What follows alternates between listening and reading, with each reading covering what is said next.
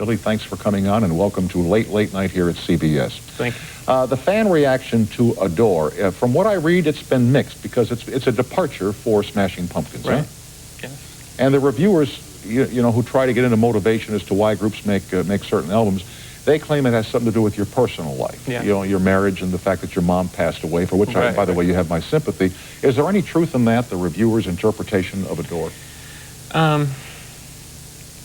I think, you know, the way our culture is right now, that people they're not living in the present. They kind of tend to be 5 years behind, you know? Or even more, possibly. So we're getting the same reviews now that we got 5 years ago for the music that we've helped now popularize now. Right. You don't seem to be bothered by it at all, then? No, I kind of gone through my phase. Very good. Now, the tour that promoted this record, you did a tour this summer, and out of that came almost $3 million for charity. Who benefited from the contributions made by Smashing Pumpkins to these charities? Right. We picked different charities in each community. So in one community would be teen prostitution, another community would be like a children's reading center, AIDS programs, battered women's programs. So in each community we picked a different charity. Yeah. And last week you were at Dodger Stadium on Halloween night, and while I wasn't there, I read the account. I thought I saw you. No. Very good. With a Kiss shirt on. Yeah. Well, Kiss was there too. Huh? It's the makeup, see. I thought it was you. No, well, one of the shows I did at NBC that was very popular, we had all four of them on, and they came in full regalia and makeup, and to this day it is one of the most popular bootleg videotapes in the underground, was the Kiss appearance on the Tomorrow Show, because they were terrific that night. But now Smashing Pumpkins came out as the Beatles on Halloween night. What was the motivation for that? Well, we don't normally play on Halloween because it's kind of like Smashing Pumpkins Halloween. Right. So we've always ran from it. But because we were playing Halloween with this special show with Kiss, we thought we'd dress up for a change. And so we picked our favorite band, the Beatles. And how much interaction was there between you and Kiss? Not so much during performance, but you know, backstage. Well, I don't actually. They show up for the shows in makeup, so you don't actually see them. I think that's part of what they do. They don't want anyone to see them. You know, it's just like all on stage. And right. Oh, then they leave right away. There's no, by the way, nice to see you. The fireworks and then. And yeah. But I know them personally and hung out and talked to them. So. And wasn't there a Gene Simmons connection between him and naming the band Smashing Pumpkins? Right. What was that story? Well, you know, when you're in a band, probably the most frequently asked question is, how'd you get your name? So in the 1,000 answers that we've given, we've made up about 999 of them. So that was just one of the made-up things. I think we said that Gene Simmons appeared in a dream, or, you know, you probably got credit for naming the band at one point, you know, somewhere along the way. Well, I'll take it, thanks. You're welcome. Despite all your travels, I know you play not only in this country, but overseas as well. I read that you always manage to stay in touch with the Chicago Cubs and the Chicago Bulls. True. How big a fan are you? Does it go back to your childhood Crazy, in the Chicago area? Yeah, crazy fan. And anybody in the NBA watching, trying to get a NBA Finals game in the Soviet Union or the former Soviet Union is impossible. So they had to know that they're not as popular internationally as they claim to be. So no satellite goes into the former Soviet Union, into Russia? What they do is they edit the games down and just put in all the good plays. But you know, the games would be on at, say, 4 a.m. I don't understand why they can't show them live. They show them the next morning at 10 a.m., all edited down. And if you're on the road in Europe, how accessible is American baseball over there? Forget it. No? Yeah. It's impossible. Let me ask you... Sports in general in Europe is, you know, they're still throwing javelins. Well, no, but mainly soccer is very popular in Europe. You know, when I'm in Europe, soccer is on almost every day. There's some kind of a soccer game or soccer highlights program on. Let me ask you here about the band through the years. You have one woman who plays in your band. Right. Darcy Retzky. You're good. I understand your meeting with her was sparky. Right. Filled with sparks. And it's continued. We met on the street one day and we got in an argument. That was our first meeting. And, what was the argument about? It was about a band.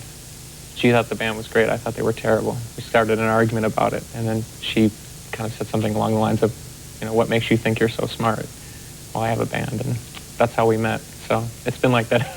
It's been like that ever since. Well, I think any band has friction. I mean, the Beatles had friction, the Rolling Stones. If you go through the history of the great bands, there's always been friction. That's part and parcel of having musicians together, huh? Yeah, but I'm just saying sometimes the first meeting that you have with somebody is oftentimes indicative of your relationship as a whole. I'm not saying I have friction with her. I'm just saying that our natures are kind of diametrically opposed, and that's kind of what makes the band. It's, you know, people have a certain balance. And well, it provides excitement, it provides tension, and it allows you to produce the kind of music that you do. Right. But like when you say the friction has continued with Darcy, how so through the years? Well, I'm right, and she hasn't realized she's wrong.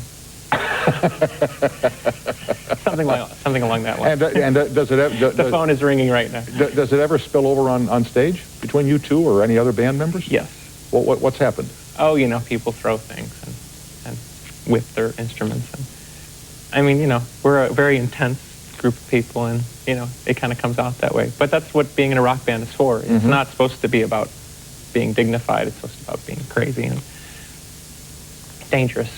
You mentioned that the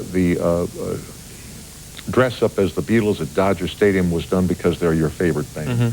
Why are they your favorites? What was it about them that made them better in your mind than, or if not better, more popular than right? Well, band? for rock music, you know, post 50s rock music, I mean, they're probably the best songwriters. You know, they could have been, you know, they're as good as Gershwin or any of the great songwriters. And I think they also embody a certain kind of idealism, which is, of course, long escaped. You know, they managed to actually walk the line into a new consciousness, and their idealism, I think, is part of what fuels their music and the beauty of their music. And it's kind of sad and tragic to exist in this particular culture and know that you can't necessarily exist in that idealism, because that's not what our culture is about right now. And what about pre-Beatles? Are you a fan of that music at all? Oh, absolutely. I mean, you know, Bill Haley and the Comets, and you know, Fats Domino, Elvis Presley, Buddy Holly. Right, I more go to the innovators, so the Howlin' Wolves and the and the Muddy Waters and the Elvises as well. I mean, the people who Roy Orbison. Absolutely, tremendous, you know, tremendous artists and tremendous songwriters and singers. I mentioned that you toured.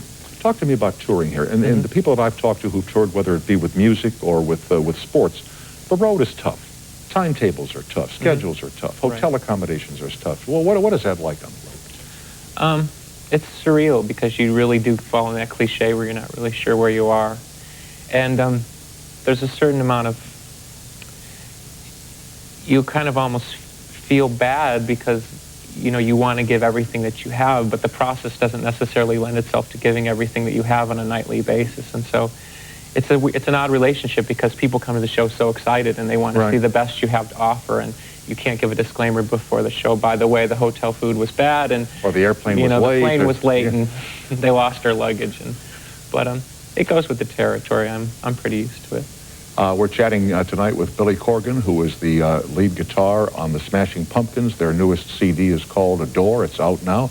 The toll-free is up and running. We'll be back with Mr. Corgan and you on the toll-free right after this break.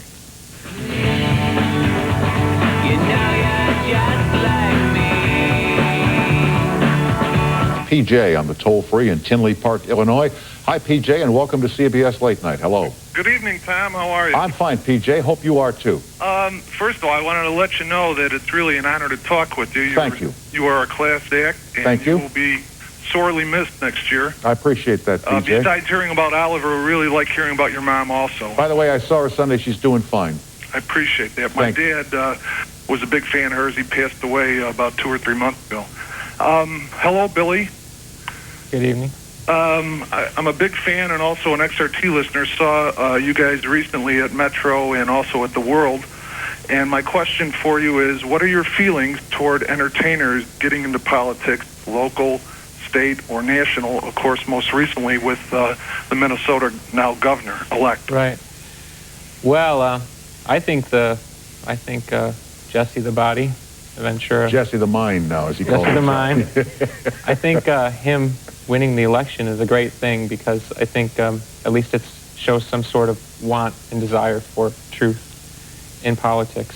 I think there's a real need for that in America. As far as entertainers getting into politics, I think entertainers probably are too conscious of the contradictions of public life, and I can't see how entertainers would make very good politicians, because entertainers have to they know too well the compromises that go on at the upper levels of things, and I know that government is no different. So I don't think entertainers could go into politics with the same idealism. It's interesting that you identify Jesse Ventura as not an athlete, PJ, but an entertainer. Well, I've always felt that he has athletic qualities, as do most of the wrestling sector, but it's more entertainment, just like anything else. True. PJ, thank you for your compliment, and thanks for watching our show tonight. Thanks a lot for taking my call. Okay, sir. Have a good night. weekend. All right, bye-bye now. Let me ask you here, and this is not a happy topic, but, you know, rock music has lost some great stars, Kurt Cobain and others. And for those of you who work in the business, in that part of the business, what effect does the deaths of Mr. Cobain and others have on the industry, do you think? That's a tough question. I mean, certainly from a completely selfish artistic level, I think it's sad when any great artist dies, certainly prematurely, because that is in essence the voice and identity of your generation. You know, I mean, it's the collective group that forms the voice. So when one of those people who are leaders of your generation aren't there, it makes it harder to communicate to everybody. And diminishes the strength of that generation. I think the thing that strikes me deeper, though, is the effect it has on subsequent generations who glamorize and make something like that into a myth. You know, because, you know, as you've seen with past stars, Jim Morrison and other, Jimi Hendrix, you know, the live fast, die young becomes glorified and really sends the wrong message, because life is live fast, live long, you know, not die young. And that's the hardest part to watch, because I don't think anybody who would die prematurely would want to leave that legacy. You seem to have walked the straight and narrow path. We've not heard your name connected with foolishness or substance abuse. I go out at night. How did you develop the discipline, if that's the correct word, to lead the life that you do? Well, certainly I think my family situation played into that. I come from, you know, a family that had problems with substance abuse and, you know, different kinds of abuse. So I'm overly sensitive to those topics. I think I probably paid a lot more attention to them and was a little more wary, because I, in essence, was living the kind of the negative results of being a child in those kind of environments. So I don't know. I mean, I just don't have the constitution for it, whatever. And when you say that you were a product of your childhood, and that there were some negatives there, what, your parents split up and there was... Well, there's divorces, and there was substance abuses and mental illnesses, and, you know, your typical American family. Right, typical American functional, dysfunctional family. Right, yeah, the life we all lead. And right. I'm just saying, I think as an adult, it makes me more sensitive to those topics, and probably not... That's what I'm saying. I think a lot of my peers get caught up in the myth of rock and roll, get caught up in the myth of drug abuse, and that you have to kind of, in essence, live on the edge to be a great artist, which I think is not true. You know, that's my own personal belief. You know, my generation had heroes. You know, lots of heroes. Does your generation, the so-called Generation X, have any heroes? Yes, we do, but unfortunately, I think the media won't let anybody be a hero. You know, I think if you really look hard at anyone, you're going to find faults. You know, we can look at the good side of Clinton, or we can look at the bad side of Clinton, and they're both equally as compelling. But you know, Humphrey Bogart had faults. You know, John Wayne had faults. But these people are still American heroes because of their kind of incandescent talent and their ability to translate certain emotions. And we too often confuse, you know, the message with the messenger. You know, people are kind of divinely chosen to be translators of greater powers and energies. And I think in this current culture, we try to kind of dismantle those figures in an effort to almost empower ourselves. I mean, I find myself doing it. We kind of want to tear people down to equate ourselves with them instead of just letting people be great. You know, a great baseball pitcher can't just be great. There has to be some sort of hidden drama. A rock star just can't be a great rock star. There must be something wrong. And it's always scratching at the paint, and I think it's a sad case. It's kind of this, you know, the Springer culture, you know, where we just want to kind of rip everything down all the time. And when you say that the media denies the status of hero to certain members of Generation X, who are those that we are talking about? You mean media or? No, the heroes. Mm-hmm. I mean, what people would they be? I mean, yeah. Ooh, that's a toughie. I mean, in my world, it's rock stars, you know, because at least in our generation, you know, they're the voice. They're the people who are, you know, willing to stand up and say something. But I've met so many people I would call heroes that, you know, people work in these battered women's shelters, and those are real heroes, you know. But it's that kind of weird disparity where the people who are the voices aren't allowed to transmute the energy of the people who are the real heroes, so nobody wins. I don't know if that makes any sense. It's like the people who are kind of need to be the beams by which the energy passed through can't be heroes, so they can't even relay a good message because they're dismantled. So the people who really are heroes can't even aspire to be something, because why would they want to aspire to be that? It's just a constant dismantling of everything. It's just our culture. The thing you mentioned, yes, our culture does that. We tend to take all the things that are admirable in people and set them aside and try and find something that is not admirable, and as you say, claw at the pain, claw at the dark side, claw at the negative. Yeah. Let me pause here for our sponsors. We're chatting with Billy Corgan. The Smashing Pumpkins is his group. The new CD is called Adore, and we'll be right back after these messages. Back with Billy Corgan of Smashing Pumpkins. In the break, we were chatting about the fact that Billy this summer sang Take Me Out to the Ball Game for the stretch at Wrigley Field in the 7th inning. And you said it was a terrifying experience? Well, because you're kind of waiting to go, you know, they got you up there ready to sing, but you don't know when they're going to make the last out. That's right, there's no clock. So you think it's going to go, and then the guy, you know, hits a foul ball, and suddenly it's the last out, and everyone starts going, and they just kind of shove you out there, and, you know, suddenly you're meeting Steve Stone, and and you're singing. So, but it was cool. You know, I mean, my parents and stuff couldn't have been prouder. It's like one of those, you know, like when you're in People, you know, your grandmother understands. Now you've made it. Yeah, in People. Right. Yeah, my son can sing. He sang the ball game song. Right. Yeah. And you mentioned there were some debacles this summer when other guest stars came out. Yes, I seen some people, they couldn't remember the words. You're kidding. Yeah. Mike Ditka had the most famous one. He did it very quickly and out of breath. And, you know, our local weatherman about had an aneurysm. And who was the one high who... notes. You told of one who started in the wrong key. How did it go? Well, the weatherman from Chicago, Tom Skilling. Sorry, Tom. He started really high. So when he got to So we'll do it like you did in the break. Take me out to the... And he just, you know, the veins were popping. And he had on the big glasses. And I won't say the rest, but So you grew up in Chicago. I read this afternoon that you're one musician who did not start a band in high school, but you did write of music for the high school newspaper. Were you a critic for the paper? Yes. See, I cursed myself, you know, by being a critic to always be criticized. And who did you critique? Which bands? All of them? No, I would write things like I was very interested in new music, so I would try to turn people in the school onto new music. So in 1984, I was writing about bands like REM and U2, which of course nobody had really heard of at that time. Things like that. No, you predicted pretty well, or you chose, fairly well. And when you were a young kid, or a young man really, in high school, who would you sneak in to see if you did? You know, all kids sneak in to see ball games or concerts or stuff like that. I wasn't one of those kids. Oh, you... I'm living out my rock and roll rebellion now. Okay.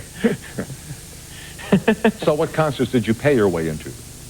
Well, I saw the Police in 1984, you know, and I met Sting actually about a week ago, you know, and I had that feeling like, did you see me in the second row in 1984? So. When you're on stage, oftentimes the crowd can become a little unruly. Yes. Or should I say, a little overexcited or enthusiastic? Yes. How about security at concerts? How do you maintain that? That's a toughie. See, for the alternative rock movement that we were involved with in the early 90s, we came from clubs where, you know, you just had people, and, you know, they had mosh pits. But most of the clubs you were playing was 500 people. Then you moved to 1,000. Then it got to be 3,000. But these are all fairly manageable situations. Well, when we reached the point where we were playing arenas, which is 18 to 20,000 people, right, we wanted the same situation. So all the bands of my generation insisted and basically got rid of seats in arenas. But suddenly you have 10,000 people on the floor. And so it got very dangerous. So now when we play big shows like that, we've gone back to playing with seats. But it was a maturation process for everyone because it had never been done before. Right, so you'll learn by doing. You experiment as you go. Absolutely. I truly appreciate you doing this program. Thank you. I know you'd rather Appreciate play than talk, but it was really interesting to hear your thoughts on music and especially your stories about Wrigley Field, and I thank you for joining us, and I wish you continued success. Thanks. Okay, young man. Billy Corgan is the guest. Smashing Pumpkins, as you know, is the band, and the new CD is called Adore. We'll continue with former colleague Bob Berkowitz after these messages.